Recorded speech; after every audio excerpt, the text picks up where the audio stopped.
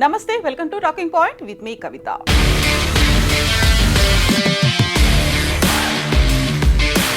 Busy లైఫ్లో ఏమాత్రం gap దొరికినా కొందరు ఎంజాయ్ చేయడానికి టూరిస్ట్ ప్లేస్లకి, అడ్వెంచరస్ రైడ్లకి వెళ్తుంటారు. వీలును బట్టి దగ్గర ప్లేసెస్కి వెళ్ళాలా, లేకుంటే ఫుల్ ఎక్సైట్మెంట్ కావాలంటే దూరం వెళ్ళాలా అనుకుంటూ ప్లాన్ చేసుకుంటూ ఉంటారు.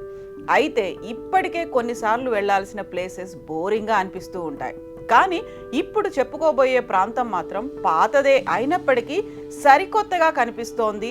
అక్కడ కొత్తగా వెలుగులోకి వచ్చిన అట్రాక్షన్ మిమ్మల్ని అటువైపు లాగుతోంది.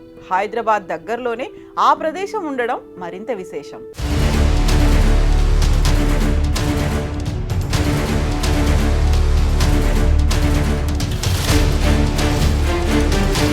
నాగార్జున సాగర్ ప్రాజెక్ట్.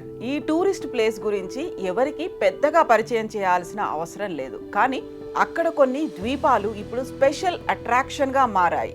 అదేంటి?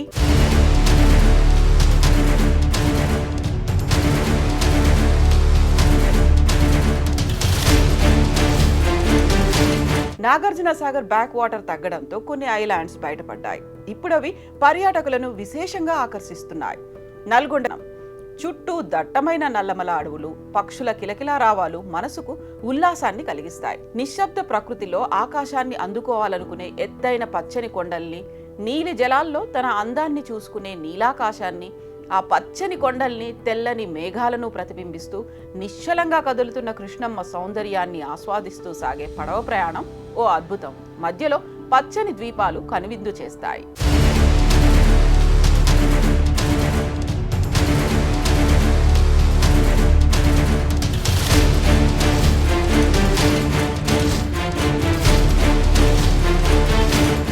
కృష్ణానదిలో 50 నిమిషాల పాటు ప్రయాణించి నాగార్జునకొండ ఎడమ వైపునకు చేరుకోవచ్చు.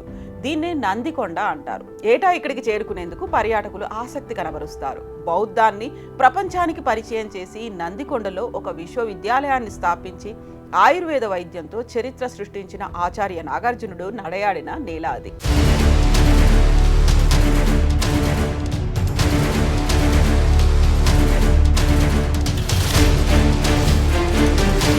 ఆనకట్ట కారణంగా ముంపునకు గురైన ప్రాంతాల్లో దొరికిన నాటి నాగార్జునుడి వస్తువులను ఈ కొండ మీద ఒక మ్యూజియంలో భద్రపరిచారు. చుట్టూ నల్లమల కొండలు, వాటి మధ్యలో కృష్ణమ్మ ఒడిలో ప్రయాణం ఎంతో ఆహ్లాదాన్నిస్తుంది. సాయంత్రం కృష్ణానది మీదుగా మెల్లగా కిందకు దిగుతున్న సూర్యబింబాన్ని చూసేందుకు 2 కళ్ళు చాలవు.